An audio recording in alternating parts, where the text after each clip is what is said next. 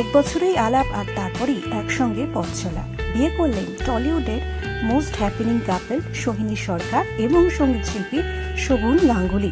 যেখানে গোটা ভারত আম্বানিদের বিয়ের সাক্ষী রইল, সেখানে চুপি সারে একেবারে ঘরোয়া আমেজে বিয়ে করলেন সোহিনী আর শোভন। সোহিনী একেবারে সাবেকি সাজে ধরা দিলেন, অন্যদিকে ধুতি পাঞ্জাবিতে শোভন। কিভাবে হলো গোটা অনুষ্ঠানটা দেখুন সেই ভিডিও।